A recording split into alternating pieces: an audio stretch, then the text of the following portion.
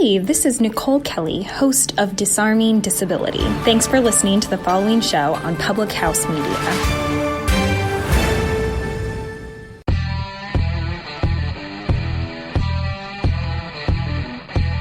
Strike three, you're out. Welcome back, everybody, to another episode of Caught Listening here on Public House Media. Christian Heimall with you as always, as we continue to roll through our 2020 season preview and break down each division as best as we possibly can, and have some fun with it as well by taking your listener questions. Don't forget, you can find us on Twitter, Instagram, and Facebook. Just search Caught Listening PHM. Or you can head over to and email us at caughtlisteningphm@gmail.com. Subscribe, rate, review, share us with your friends and family on Apple Podcasts, Google Podcasts, Spreaker.com, Stitcher.com, and of course on publichousemedia.org and iHeartRadio. Moving into the NL Central this week, a division that is going to be quite interesting considering a lot of the changes that have happened, the new additions to the division, specifically in Cincinnati, and how that could impact what has been over the last couple of years, a sometimes three-headed but mainly two-headed race with the Brewers and the Cubs. And to help us talk about it, Dario Melendez, Fox Sports Wisconsin Brewers Host, joining us on the show. And of my Milwaukee Brewers, that's right, folks. I grew up a diehard Red Sox fan, but with the trade of Mookie Betts and the signing of Brock Holt, what you didn't realize in Milwaukee is that I am now a full-fledged Brewers fan. So Dario, I guess this is my crew, right? That's the hashtag. That's what I got to start using. Look, the benefits of being this is my crew are great. Free dental, good fish fries on Friday. So there's a lot of benefits to being a Brewers fan. Well, I'm really excited to be a part of it, be on the crew officially. But let's start with our Brewers here and the signing of Brock Holt, because when you look at the depth chart, and you look at what they were able to put together over the last couple of years and the players on this team, what makes sense about the Brock Holt signing? Why is it a good thing for the Brewers? Flexibility. The one thing that David Stearns really loves is flexibility. He's always been about that in his career, and if you look at the team, the way the rosters are constructed, he looks at guys that have multiple years and options going down back and forth between San Antonio and Major League Ball Club, guys that can play multiple positions. So Brock Holt brings a ton of flexibility. He can play every position. To answer your question, Chris, is flexibility, which is something that David Stearns is all about. Well, it certainly is a big help for them, obviously. And when you look at this Brewers team, I mean, Craig Counsell, honestly, even before this year, was one of my favorite managers. I love his attitude more than anything else. But what does he bring to this team, and what's this clubhouse like when he's leading it? Just a calming presence. Craig Counsell is very much a coach who's never going to get too high.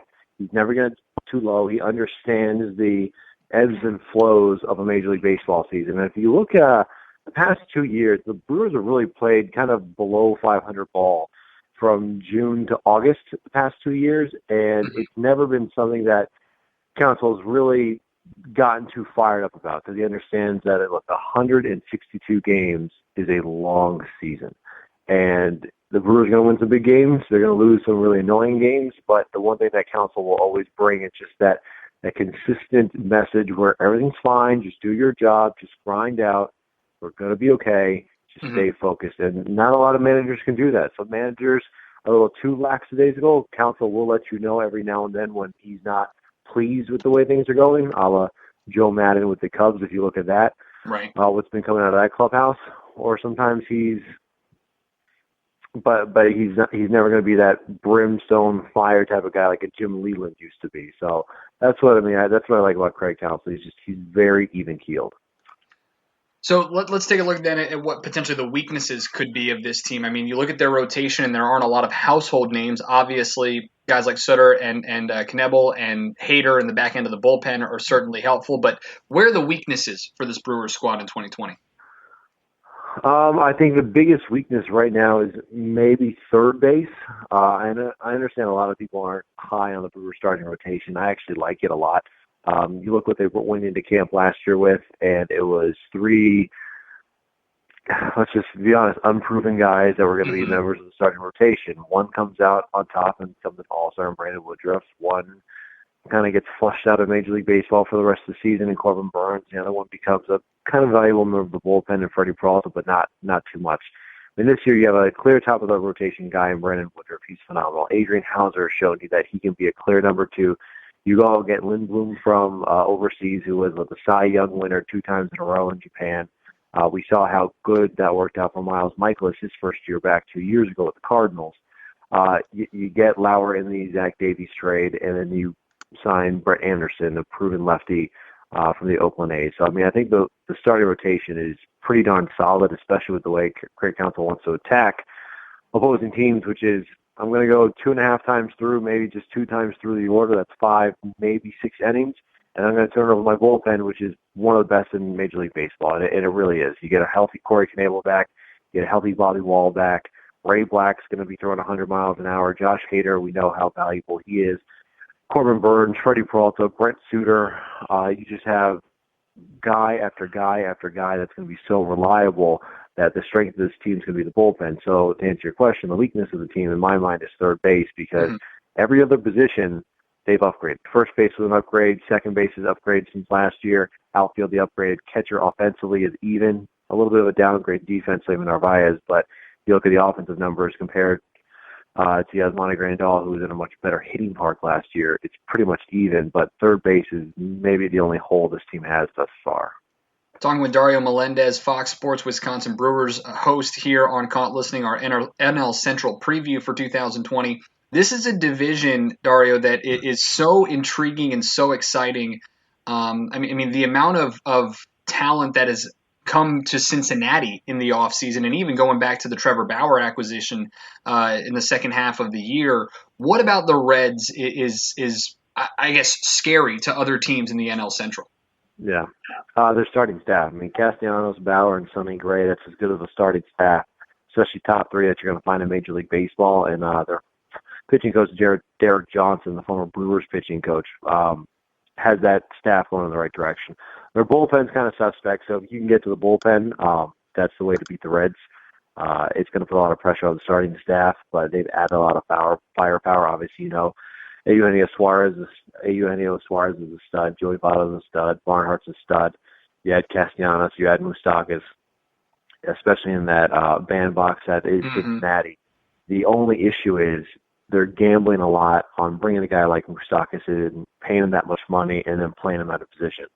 You're gambling on bringing a guy like Nick Castellanos in, paying a lot of money, and knowing his defense is trash. So offensively, major upgrades for the Reds. I think they're maybe the class of division right now, but if you're the Reds, you're gambling on all these pieces that aren't really fitting. There's some jagged edges. You're banking on all these pieces fitting together, and that's going to be something we're going to have to wait and see. There's something about this team that for some reason, despite the influx of talent and Moustakas and obviously, you know, their staff with Bauer and Gray and even Wade Miley, if he can get back to being what he was in Arizona a few years ago, there's something about this team that just I'm not sold on yet. Is there a reason to be pessimistic or maybe a little skeptical about them? They're the Reds. I mean, we're conditioned to think the Reds are bad. I mean, because they have been. But as I mentioned before, I mean, Derek Johnson was the Brewers pitching coach a few years ago when you brought Wade Miley in and he had his resurgence, and you bring Yoeli Chacin in and he has his resurgence. The Brewers pitching staff was one of the best in the league. Like, Derek Johnson's a really good damn coach. He was Sonny Gray's coach at Vanderbilt, which is why Sonny Gray went to Cincinnati last year. And you saw what he was able to get out of that starting staff. Now you bring Wade Miley back, a guy he had success with in Milwaukee just a few years ago. We're conditioned to think of the Reds as, let's be honest, a joke of a division. They did a lot of really good things. They did a lot of really good things, bolstering the roster offensively, making their pitching staff even better with the addition of Wade Miley and Trevor Bauer last year. It's just, like I said, it's going to be able to see if you can fit some of these square and rectangle pieces together that might not line up exactly, but if they do, it's going to be dangerous. Let's move on to one of the teams that's been, you know, right there with the Brewers in terms of class of the division over the last couple of years. That, of course, being the Chicago Cubs, a team with their own, you know, seemingly weird infighting and this idea of potentially shopping Chris Bryant. But when you look at them, they almost feel, and this might just be, revisionist history, they almost feel like the one of the best teams, if not the best team in this division, especially when you look at the offensive side of things. Look, the Cubs have talent. They also have one of the biggest payrolls in Major League Baseball between Chris Bryant and Rizzo the corners and Javi Baez. And you have Contreras behind the plate. Like, this team has so much talent that they don't even know what to do with it sometimes. Look at a guy like Kyle Schwarber. He's a guy that should be in the American League, but because the Cubs should have been able to get away with him in the outfield, he's just another massive bat from the left side. And you add veterans like John Lester and Yu Darvish at the top of the rotation. You lose Cole Hamels. Your guys are going to rely on Hendricks a little bit more. The team has talent, and the reason they have so much talent is because they paid for it, and it's worked out for them. They've been in the conversation.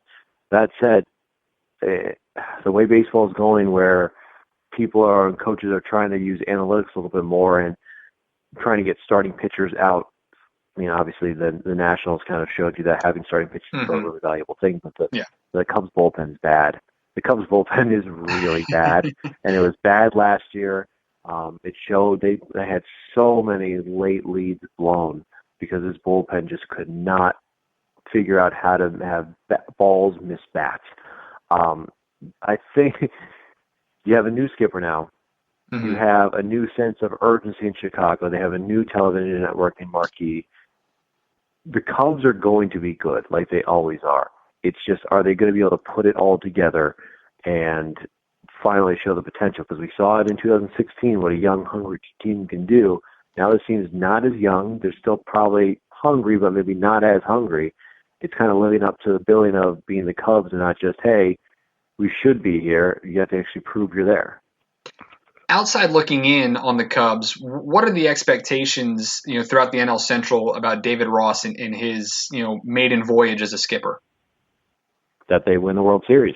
I mean, that's look, in Chicago, because they got a taste of what a World Series is like, and they went to the postseason, and they are a good team. Look, the Cubs are a good team. It's World Series or bust for them. And this is a team that, the payroll's over $200 million. I mean, that's World Series type numbers right there. Yeah.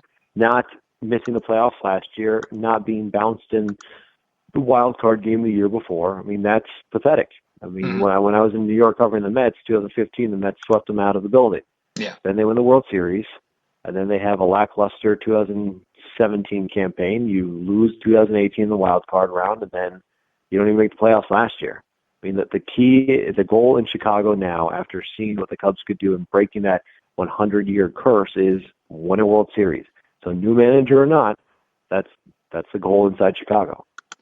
Talking with Dario Melendez of Fox Sports Wisconsin here, breaking down the NL Central on Caught Listening. What's so intriguing to me about this division, one of the main reasons why I'm so excited to watch the National League in general, is it feels as though this is one of two divisions, the other being the NL East, where it's kind of a 4-team race. Depending on who you look at from a preseason prediction, teams like the Cardinals could finish anywhere from first with 90 wins to fourth with a sub-500 record. When you look at this division overall, I mean, where are some of the biggest question marks that you have in terms of where those top 4 teams could really wind up? I think the biggest question mark is, as we mentioned before, will the Reds pieces all fit together? If so, people should watch out. So the Brewers, will the starting staff come together, and will this out-getter mentality work? Because Craig Counsell doesn't look at starters versus bullpen. He looks at out-getters. Will the Cubs actually achieve and live up to the billing of what they are? It's a lot of money being spent on that roster. They haven't done much the past 2 years. Will they fulfill their, I guess, talent level? For the Cardinals, I mean, will they just continue the Cardinal way? You saw last year or 2 years ago when they made their head coach or their managerial change mid-season. They kind of went on a run last year. In the offseason, they bring in the big bat and Paul Goldschmidt. They lose Marcell Ozuna, obviously, but they still have a really good starting staff at the top in Flaherty and Hudson. They have a very solid defense, which is what the Cardinals 2 years ago didn't have, and last year one of the best defenses in Major League Baseball.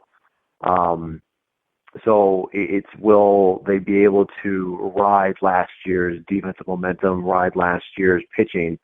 But for most of the year, they weren't anything special. They got ridiculously hot August, September. I mean, can they carry that over to 2019? It's a tall task, but we've seen other teams do it in the past.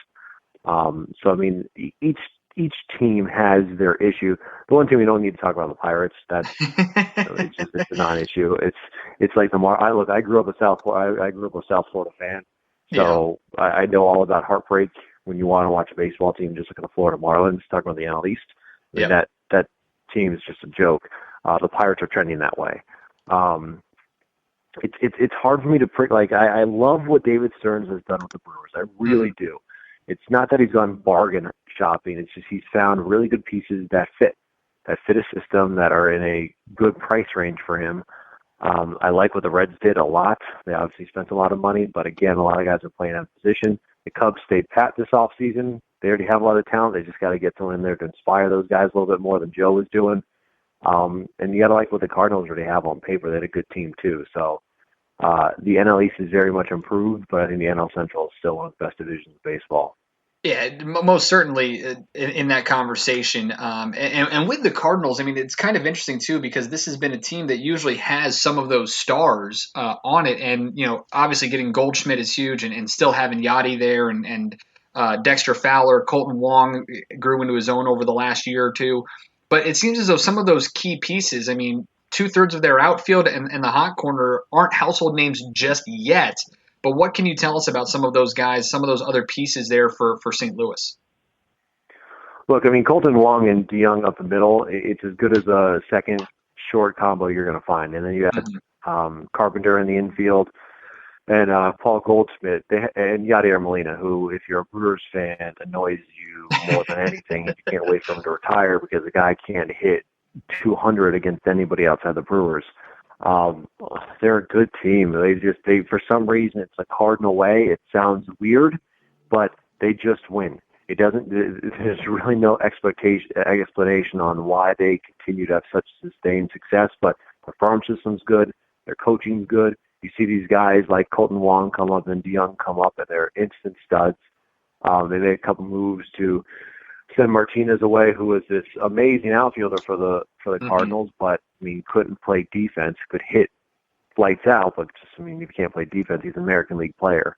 But the pitching too, I mean, Flaherty's amazing. Flaherty's so good. Hudson, really good. Wainwright, I mean, when you're a fifth guy or fourth guy is Adam Wainwright, I mean, things are going well for you. You hate to say classy organization when it comes to the Cardinals, but they're a baseball organization that understands baseball. Yeah. And not a lot of organizations can say that. Look, the Marlins can't say that. Sometimes the Mets can't say that. The A's can't say that all the time. I mean, there's a few organizations that can, and I mean, the Cardinals just understand the business and game of baseball, and that's why they're always in the hunt, because they understand how to groom players, they understand how to keep them, and they know when to spend money. Looking at the way the Central stacks up against the rest of the National League and talking postseason, obviously the West is going to be another runaway for the Los Angeles Dodgers. The question kind of becomes, will the East and the Central beat up enough on each other where San Diego or Colorado or Arizona can even come in the NL West? How many teams do you realistically see coming out of the NL Central and making the postseason? I think two again. I think it's going to be two from the NL and two from NL Central and NL East. The NL West is really bad. I mean, the Padres, I think, are still a year away. I understand the Machado factor and the Hosmer factor, and they have a lot of really young, good pitching. Lucchesi, I'm forgetting another one that we saw last year. I want to say a Lauer. Then Jack Davies heads over there with Trent Grisham. The Diamondbacks, they have good pitching, Madison Bumgarner, Robbie Ray, good players in Nick Ahmed, but I don't see them making too much noise. The Giants are still nowhere near that. The Rockies can't even figure out how to keep their best player happy. So the Dodgers, especially with the addition of Mookie Betts and David Price, it's going to be a runaway for them.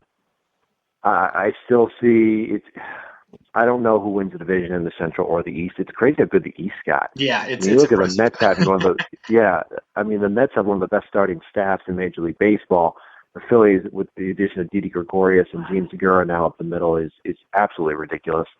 We already know what the Nationals have. Yeah, they lose Rendon, but they still have, again, three of the best starting pitchers in Major League Baseball and a very good bullpen.